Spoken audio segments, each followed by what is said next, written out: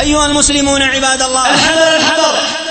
من المنافقين بأشكالهم وصورهم، سواء كانت تلك الأقلام القذرة أو تلك العيون المستأجرة التي تخترق أوساط المسلمين بصورة أو بأخرى ليدخلوا الوهن وليكونوا عونا لأعداء هذا الدين، أعداء التوحيد والسنة، ينفذون لأعداء هذا الدين المخططات ويرسمون أنواع المكر والمكائد بأهل هذا الدين ومن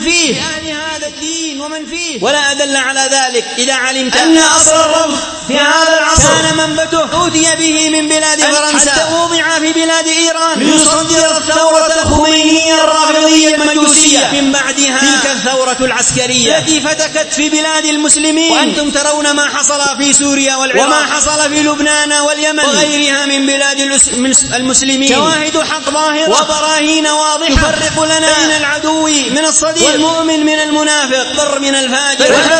أيها المسلمون من مثل هذه الشرور وعظيم آثارها وخطرها، ونحن بفضل الله سبحانه نحمده سبحانه وتعالى أن من علينا هذه البلاد الطيبة المباركة، أن كنا بلاد سنة وتوحيد، أن كنا بلاد إيمان وإسلام، فضل من الله سبحانه وتعالى.